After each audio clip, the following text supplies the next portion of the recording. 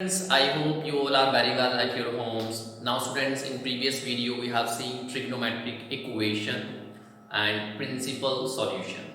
दोनों चीज़ें मैंने आपको प्रीवियस वीडियो में बता दी थी कि भाई ट्रिग्नोमेट्रिक इक्वेशन क्या होती है और प्रिंसिपल सॉल्यूशन क्या होता है और किस रेंज में प्रिंसिपल सॉल्यूशन होना चाहिए 0 से 2 पाई और जो लेंथ है वो 2 पाई होनी चाहिए. Now today we will discuss some questions based on principal solution and also discuss about general solution. आज बात करेंगे प्रिंसिपल सॉल्यूशन के कुछ क्वेश्चंस पर और देखेंगे जनरल सॉल्यूशन क्या होता है. ठीक है, तो फर्स्ट क्वेश्चन है आज की वीडियो का, find the principal solutions of the following equations. cos theta is equals to 1/√2. We have to find principal solution. ठीक है, तो पहला पार्ट क्या है, cos theta is equals to 1/√2. अब देखिए 1/√2 is a positive value. Positive value है, negative है नहीं. In which quadrant cos theta is positive. कौन से क्वाड्रेंट में cos पॉजिटिव होता है? एक तो फर्स्ट क्वाड्रेंट में होता है और एक फोर्थ क्वाड्रेंट में. तो फर्स्ट और फोर्थ क्वाड्रेंट के अकॉर्डिंग हम इसका प्रिंसिपल सॉल्यूशन फाइंड करेंगे. तो आप स्टार्टिंग में लिख दें कि cos theta is positive in first and fourth quadrant. ठीक है भाई, अब देखिए आपको क्लियरली पता है जो फर्स्ट क्वाड्रेंट के जो एंगल होते हैं ना वो आपको ट्रिग्नोमेट्रिक टेबल से डायरेक्ट याद होते हैं. 1/√2 कॉस में 1/√2 किस एंगल पे होता है? 45 डिग्री पर. और 45 कहां पे लाई करेगा? फर्स्ट क्वाड्रेंट में. तो एक प्रिंसिपल सॉल्यूशन तो हमें फटाफट देखते ही पता लग जाता है कि पाई बाई 4 जो है वो एक थीटा की वैल्यू होगी. एक प्रिंसिपल सॉल्यूशन तो हमारा आ गया. तो पहला वाला प्रिंसिपल सॉल्यूशन तो बहुत जल्दी आ जाता है. कैसे? cos theta is equals to 1/√2 दिया हुआ था. Then cos theta is equals to, इसको हम क्या लिख सकते हैं, cos 45 मतलब पाई/4. दैट मींस cos पाई/4. दोनों जगह कौन है? cos. Then we can equate their angles. Theta is equals to पाई/4. थीटा जो है ये पाई/4 है. तो एक प्रिंसिपल सॉल्यूशन हमें मिल गया और ये रेंज के अंदर भी है. 0 से 2 पाई के बीच में ही मिलेगा कहीं ना कहीं. तो पाई/4 ये हमारा आंसर आ गया. ठीक है भाई, तो एक प्रिंसिपल सॉल्यूशन तो ये आ गया. ये फर्स्ट क्वाड्रेंट के अकॉर्डिंग है. अब फोर्थ क्वाड्रेंट के अकॉर्डिंग देखेंगे और फोर्थ क्वाड्रेंट में पहुंचने का तरीका 2 पाई माइनस 2 पाई में से माइनस करोगे आप तो फोर्थ क्वाड्रेंट में आ जाओगे. हालांकि 270 मतलब 3 पाई/2 की हेल्प से भी पहुंचा जा सकता है फोर्थ क्वाड्रेंट में, बट 3 पाई/2 पे रेशियो चेंज हो जाता है. कॉस जो है वो साइन में कन्वर्ट हो जाएगा और हमें कन्वर्ट करना नहीं है. तो हम हेल्प लेंगे 2 पाई माइनस की. ठीक है, तो सपोज ये वाली इक्वेशन है, इसको इक्वेशन 1 बोल देते हैं. तो from equation 1 we have cos theta is equals to cos पाई/4. अब इस cos पाई/4 को क्या लिखा जा सकता है? cos 2 पाई माइनस पाई/4 ऐसे लिख सकते हैं. कौन से क्वाड्रेंट के अकॉर्डिंग है? फोर्थ क्वाड्रेंट के अकॉर्डिंग. तो क्या मिलेगा हमें? cos theta is equals to 4 2 8 8 - 1 7. That means cos 7 पाई/4. तो थीटा कितना मिला? 7 पाई/4 और ये 2 पाई से छोटा ही होता है. 2 पाई के अंदर ही आएगा, मतलब रेंज से बिलोंग कर रहा है. तो प्रिंसिपल सॉल्यूशन हमें 2 मिल गए. फाइनली आप लिख दें, so the principal solutions are, एक तो मिला पाई/4 एंड 7 पाई/4. बात समझ में आ गई? 2 प्रिंसिपल सॉल्यूशन हमें मिल गए. ठीक है भाई, ये हमारा फर्स्ट पार्ट सॉल्व हो गया. आई होप ये आपके समझ में आया होगा कि कैसे हमने सॉल्व किया. ठीक है, सेकंड पार्ट है sec x is equals to 2. अब देखिए यहां पर कौन है? sec की वैल्यू क्या है? +2 and we know that sec is positive in first quadrant and fourth quadrant. Again ये फर्स्ट और फोर्थ में पॉजिटिव रहता है. तो हम इसको दोनों के अकॉर्डिंग देखेंगे. आप यहां पे फिर से लिख दें कि भाई sec x is positive in first and fourth quadrant. अब अगेन फर्स्ट क्वाड्रेंट के अकॉर्डिंग सीधे एंगल दिखेगा आपको. sec की वैल्यू 2 कहां पे होती है? 60 डिग्री पे होती है. किस पे होती है? 60 मतलब π/3। तो एक तो हमें सीधे मिल गया कि भाई sec x is equals to 2 दिया हुआ था, तो sec x is equals to, इस 2 की जगह पर हम क्या लिख सकते हैं, sec π/3 60 डिग्री। ठीक है भाई, तो x की वैल्यू पता चल गई π/3 और ये रेंज के अंदर है, मतलब ये प्रिंसिपल सॉल्यूशन माना जाएगा। नाउ सपोज मान लीजिए इसको हमने इक्वेशन 1 बोल दिया, तो अगेन वही फ्रॉम इक्वेशन 1 क्या लिख सकते हैं, हमारे पास क्या है, sec x is equals to sec π/3। अब फोर्थ क्वाड्रेंट के अकॉर्डिंग देखेंगे, फोर्थ क्वाड्रेंट में इसको कैसे लिख सकते हैं, sec 2π माइनस 2π माइनस करेंगे π/3 है एंगल। ठीक है भाई, हो गया ना, sec 360 minus theta is sec theta.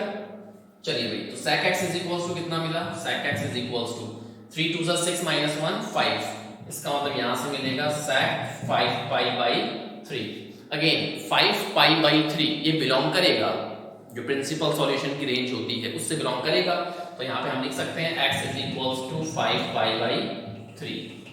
तो अगेन दो प्रिंसिपल सॉल्यूशन आए, तो लिख दें, सो प्रिंसिपल सॉल्यूशंस आर, एक तो मिला π/3 और एक कितना मिला 5π/3। बात समझ में आ गई? ठीक है भाई, now the last question is this, cot x is equals to -√3। cot के आगे इस बार नेगेटिव वैल्यू है।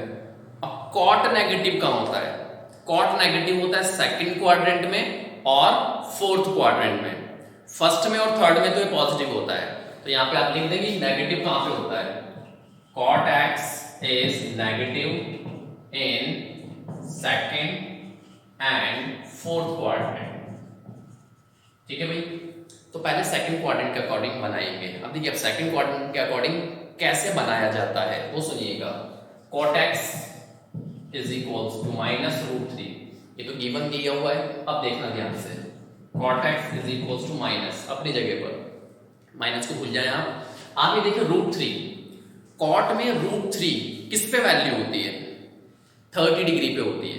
cot 30 कितना होता है, √3 होता है। ठीक है, तो इसको क्या मैं ऐसे लिख सकता हूं, cot 30 मतलब π/6, cot π/6 ऐसे लिख सकते हैं, लिखा जा सकता है ना भाई, माइनस cot और π/6। क्लियर है? अब cot के आगे कौन लगा हुआ है, नेगेटिव लगा हुआ है, और अभी हमने लिखा कि cot नेगेटिव कहां पे होता है, सेकंड क्वाड्रेंट में।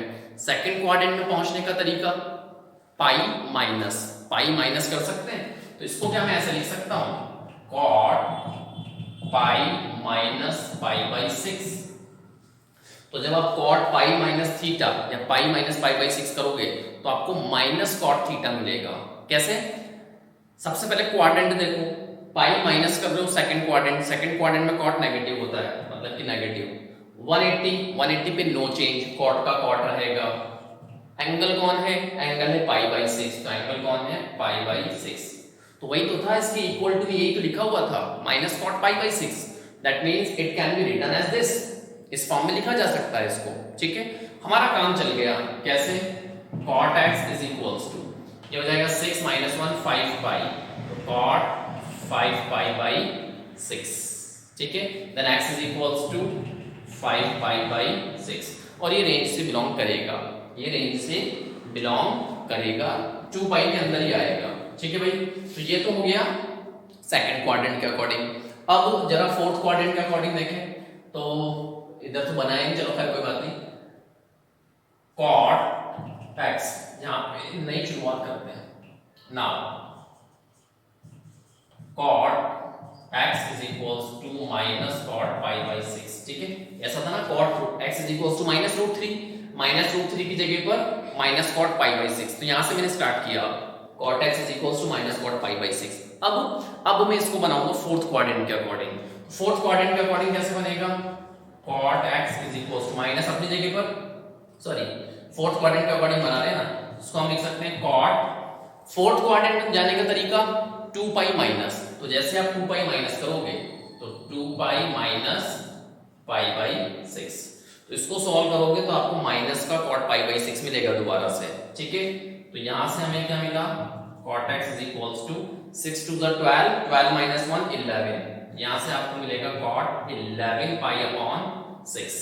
अगेन 11 पाई अपॉन 6 ये बिलोंग करेगा रेंज से, that means x is equal to कितना मिला 11 पाई अपॉन 6। तो अगेन दो प्रिंसिपल सॉल्यूशन आए, एक तो आया 5 पाई बाई 6 और एक आया है 11 पाई बाई 6। बात समझ में आ गई स्टूडेंट्स कि किस तरीके से हम प्रिंसिपल सॉल्यूशन फाइंड करते हैं।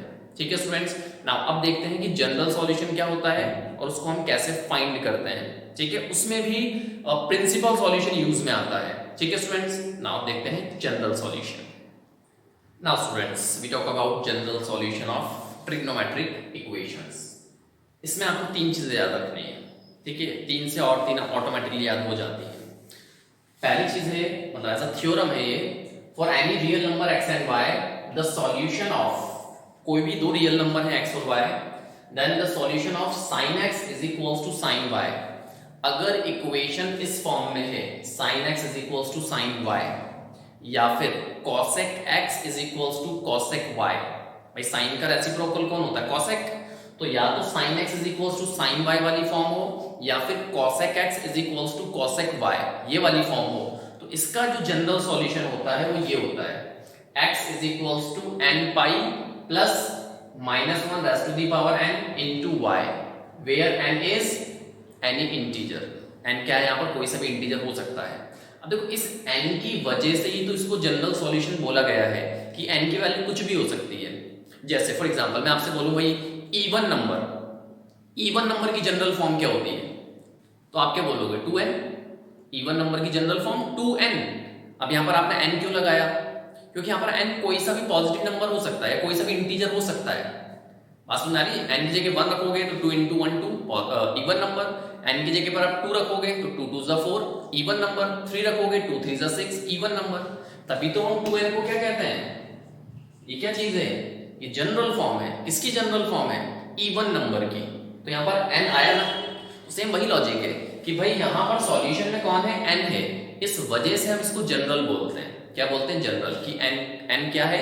कोई सा भी इंटीजर हो सकता है। तो काफी सारे नंबर ऑफ सॉल्यूशंस मिल सकते हैं डिपेंडिंग ऑन n की क्या क्या वैल्यूज आप रखते हो। ठीक है, तो ये सॉल्यूशन कब यूज करेंगे? जब इक्वेशन इस फॉर्म में हो sin x is equals to sin y या फिर cosec x is equals to cosec y की फॉर्म हो, तो जनरल सॉल्यूशन ये लिखा जाता है। ठीक है, सेकंड है cos x is equals to cos y। अगर फॉर्म ये वाली है cos x is equals to cos y, तो फिर जनरल फॉर्म ये वाली होगी x is equals to 2n pi plus minus y। Again here n belongs to i, that means integer. अब देखो जो cos के लिए है वही sec के लिए भी होगा। sec x is equals to sec y, तब भी जनरल सॉल्यूशन यही वाला रहेगा क्योंकि cos का रेसिप्रोकल sec होता है। ठीक है, similarly tan x is equals to tan y। अगर इक्वेशन इस फॉर्म में है, equation tan x is equals to tan y की फॉर्म में है, तो जनरल सॉल्यूशन ये होगा x is equals to n pi plus minus y। इन दोनों में फर्क रहता है, यहाँ पर 2 आता है और यहाँ पर 2 नहीं आता है, सिर्फ n पाई रहता है। ठीक है स्टूडेंट्स, अगर cot होता cot x is equals to cot y, तो भी यही फॉर्म चलती, जनरल सॉल्यूशन यही चलता। अब इसको अभी जब हम क्वेश्चन में अप्लाई करेंगे तो आपको और क्लियर होगा। ठीक है, बट ये तीनों चीजें आपको याद रखनी है। जैसे क्वेश्चन मैंने लिया हुआ है फाइंड द जनरल सॉल्यूशन, इसका जनरल सॉल्यूशन निकालना है। Find the general solution of sin 2x is equals to √3/2, general solution find करना है। तो क्या ये equation sin x is equals to sin y की फॉर्म में है? नहीं है भाई, हमने पढ़ा ना ऐसा, sin x is equals to sin y की फॉर्म होनी चाहिए, तभी तो जनरल सॉल्यूशन फाइंड कर पाएंगे। तो पहले तो इसको आप फॉर्म बनाएंगे sin x is equals to sin y, और बहुत आसान है। कैसे? sin 2x को अपनी जगह पर, sin 2x अपनी जगह पर, √3/2। sin में किसकी वैल्यू होती है? √3/2, 60 डिग्री की। sin 60 इज √3/2 और 60 का रेडियन क्या होता है? π/3। तो यहां पर क्या लिख सकते हैं? sin π/3, sin 60 is √3/2। अब जरा देखो क्या फॉर्म बन गई? तो यस, अब फॉर्म बन गई sin x is equals to sin y। भाई x की जगह पे कौन है? 2x है, ये पूरा क्या है? 2x है। तो इसको हमने क्या रीड किया? हमने रीड किया sin x is equals to sin y। मतलब फॉर्म के अकॉर्डिंग देखें तो फॉर्म मैच कर रही है, sin x is equals to sin y। यहाँ पे 2x 3x 5x ये मैटर नहीं करता। ठीक है, उसको अपन क्या मान लेते हैं? sin x। Is equal to sine y.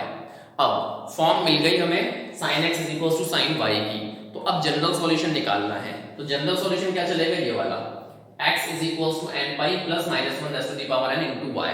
अब यहां पर कौन लिखा है x, तो पहले मैं लिख देता हूं, यहां पे लिख देता हूं कि भाई जनरल सॉल्यूशन में होता है x n pi plus minus 1 raise to the power n into y, n belongs to i या फिर z भी लिख ले, z भी यूज करते हैं इंटीजर के लिए, n belongs to z। z क्या होता है, सेट ऑफ इंटीजर को रिप्रेजेंट करता है। चलिए, तो अब यहां पर कौन था, x, बट हमारे पास कौन है, हमारे पास है 2x, तो x की जगह पर आप क्या लिखेंगे, 2x लिखेंगे। तो यहां पर x की जगह पर 2x इज इक्वल्स टू, अब n पाई की जगह पर n पाई की जगह पर n पाई रहेगा, प्लस माइनस नहीं आता है, प्लस रहता है ओनली, प्लस यहां पर आएगा प्लस, फिर -1 raise to the power n, तो यहां पर पावर में n, अब इनटू में कौन है, y की जगह पे कौन है हमारे पास, y की जगह पर है पाई बाई 3, मतलब ये तो ऐसा x काम करेगा और ये ऐसा y काम करेगा। तो sine x is equals to sine y, इसका general solution x is equals to n pi plus minus 1 raise to the power n into y। तो x की जगह पर आप क्या रखेंगे, 2x, और y की जगह पे क्या रखेंगे, पाई अपॉन 3। तो यहां पर कौन आ जाएगा, पाई अपॉन 3, और आप बता दें कि जो n है ये किससे बिलोंग कर रहा है, इंटीजर से बिलोंग कर रहा है, ठीक है। अब इस 2 को अगर हम क्रॉस मल्टीप्लाई करते हैं तो इसके नीचे भी आएगा और इसके नीचे भी आएगा, तो यहां पर x इज इक्वल्स टू हो जाएगा n pi upon 2 plus minus 1 raise to the power n। अब इस 2 को इधर क्रॉस मल्टीप्लाई करोगे तो ये क्या हो जाएगा, पाई बाई 6 हो जाएगा ना, 2 क्रॉस मल्टीप्लाई होते हैं इधर भी, तो 6 हो जाएगा उधर, और n बिलोंग्स टू इंटीजर, कहानी खत्म। ये क्या मिल गया आपको, ये मिल गया आपको जनरल सॉल्यूशन। तो आई होप आपको ये समझ में आया होगा कि अगर equation sin x is equals to sin y की फॉर्म में है तो जनरल सॉल्यूशन में हम ये वाला फॉर्मूला यूज करते हैं, ठीक है। cos x cos y की फॉर्म होती तो ये यूज करता। अभी आएंगे एक एक करके क्वेश्चन, तो देखते हैं हमारा next question. Now student, the next question is this, tan 4x is equals to 1 upon root 3, ठीक है। अब जनरल सॉल्यूशन फाइंड करना है, ठीक है। अब जनरल सॉल्यूशन फाइंड करने के लिए अब देखिए इधर कौन है, tan, तो tan x की फॉर्म है, इक्वल टू में क्या बनाना होगा, tan y की फॉर्म। तो 1 अपॉन रूट 3 पता है हमें कौन सा एंगल पे होता है, 1 अपॉन रूट 3 30 पे, तो यहां पर तो tan 4x 1 अपॉन रूट 3 की जगह पे tan 30 मतलब पाई बाई 6, पाई बाई 6 कितना होता है, 30, ठीक है भाई।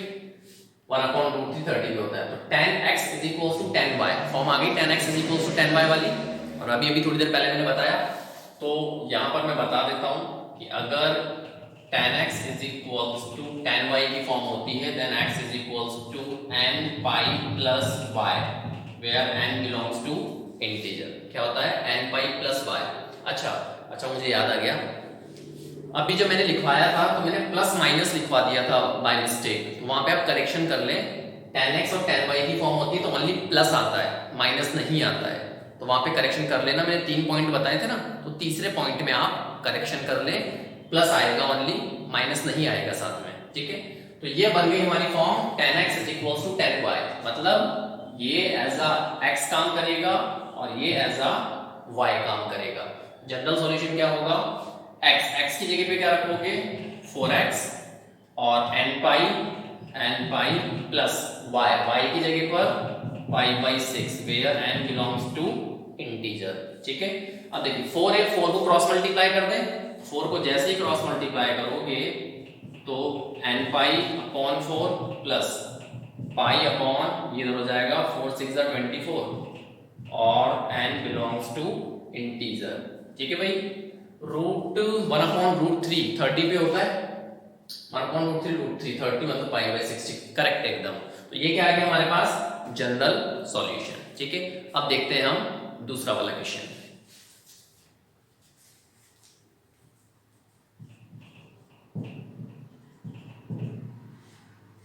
अब देखिए cos 5x है,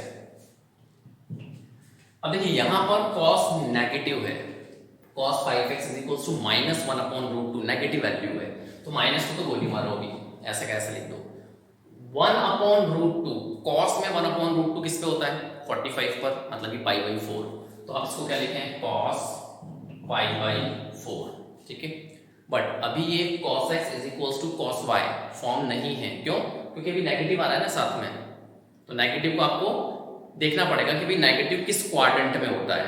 अब देखिए कॉस के आगे नेगेटिव है, और कॉस नेगेटिव दो जगहों पर होता है, एक सेकंड क्वाड्रेंट में होता है और एक थर्ड क्वाड्रेंट में होता है। कॉस नेगेटिव कहाँ पे होता है, सेकंड क्वाड्रेंट में और थर्ड क्वाड्रेंट में, तो आपको एक क्वाड्रेंट के अकॉर्डिंग चलना है, ठीक है। सपोज सेकंड क्वाड्रेंट के अकॉर्डिंग अगर चलते हैं तो सेकंड क्वाड्रेंट के अकॉर्डिंग इसको क्या लिख सकते हैं cos पाई माइनस π/4। तो यूं मान लो एक तरीके से कि एक प्रिंसिपल सॉल्यूशन निकाल रहे हैं, क्या निकाल रहे हैं, एक तरीके से पहले प्रिंसिपल सॉल्यूशन ही निकाल रहे हैं इसका, ठीक है। इवन वो क्वेश्चन में दोनों चीजें फाइंड करवाएगा, principal solution and general solution both, दोनों एक साथ कैलकुलेट करवाएगा आपसे, ठीक है। वेल अभी मैं आपको जनरल सॉल्यूशन सिखा रहा हूं, प्रिंसिपल सॉल्यूशन में आपको सिखा चुका हूं। चलिए भाई, इससे ये कैसे बना समझ में आ गया, ये नेगेटिव है और cos नेगेटिव कहां पे होता है सेकंड क्वाड्रेंट में, तो सेकंड क्वाड्रेंट के अकॉर्डिंग हमने इसको बना लिया पाई माइनस करके, ठीक है। तो cos 5x is equal to ये कितना हो जाएगा 4 - 1 3π/4। जरा अब देखें बन गई form, cos x is equal to cos y, तो फॉर्म क्या होती है इधर देख लें, cos x is equal to cos y, ये फॉर्म होती है। तो प्रिंसिपल जनरल सॉल्यूशन क्या होता है, x is equal to 2nπ plus minus y, ठीक है, 2nπ प्लस माइनस, इसमें प्लस माइनस आता है तो यहां पर हो जाएगा। अब देखिए ये कौन है, एज अ x काम करेगा और ये एज अ y काम करेगा, ठीक है। आपको ऐसे सर्कल नहीं बनाने, ये समझाने के लिए बना रहा हूं ओनली। चलिए भाई, तो x इज इक्वल टू, तो x की जगह पे क्या लिखेंगे 5x is equal to 2nπ plus minus y की जगह पर 3π/4 where n belongs to integer। इस 5 को क्रॉस मल्टीप्लाई कर दें, then x is equal to 2/5 nπ plus minus 3π/20। ये 5 क्रॉस मल्टीप्लाई होगा ना, इसके नीचे भी आएगा, इसके नीचे भी आएगा, where n belongs to integer। कहानी खत्म। ये आ गया आपके पास जनरल सॉल्यूशन। तो बात समझ में आई स्टूडेंट, किस तरीके से हम फाइंड करते हैं principal solution and general solution, ठीक है। बट जनरल सॉल्यूशन में वो 3 पॉइंट्स आप याद रखें, तभी निकाल पाएंगे, अदरवाइज नहीं निकाल पाएंगे, ठीक है। बट अभी जनरल सॉल्यूशन पे और क्वेश्चन करवाना बाकी है स्टूडेंट्स, वो देखेंगे हम नेक्स्ट वीडियो के अंदर। Till then thank you so much.